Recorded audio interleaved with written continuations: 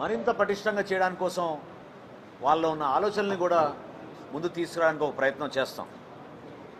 వీటితో పాటు మహిళా భద్రత, రాష్ట్రంలో ఎట్టి పరిస్థితుల్లో కూడా లా అండ్ ఆర్డర్లో కాంప్రమైజ్ కాకుండా ప్రతి ఒక్కరికి లా అండ్ ఆర్డర్ ఈ ప్రభుత్వ బాధ్యత. చిత్తశుద్ధితోటి ఏ విధంగా ప్రజల్లోకి తీసుకెళ్తున్నామో వివరించడానికి కోసం ఒక ప్రయత్నం జరుగుతుంది. రక్షిత మంచినీటి పథకం గురించి, గ్రామాల్లో రాబోయే రోజుల్లో చేయబోయే కార్యక్రమాలు, పంచాయతీరాజ్ శాఖ ద్వారా కానివ్వండి, మున్సిపల్ అడ్మినిస్ట్రేషన్ ద్వారా కానివ్వండి, క్షేత్రస్థాయిలో రైతులకు మేము అందించిన సహాయం రాబోయే రోజుల్లో మరింత మెరుగుపరిచే విధంగా ఏ విధంగా తీసుకెళ్లబోతున్నాం.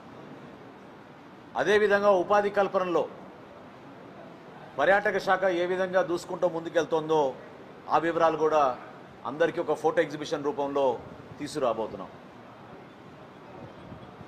అనేక అంశాలపైన చర్చించుకునే అవకాశం ఎందుకు కల్పిస్తున్నాం అంటే, నాయకత్వం ముందుకు రావాలి.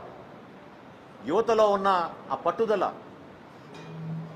ఏదైతే వాళ్ళు పవన్ కళ్యాణ్ గారితో ఈ సుదీర్ఘమైన ప్రస్థానంలో ధైర్యంగా నిలబడ్డారో, ఏ ఆశయ సాధన కోసం వాళ్ళు 2014 నుంచి ఆయనతో నిలబడ్డారో, మరొక్కసారి రీఎనర్జైజ్ చేసేటట్టు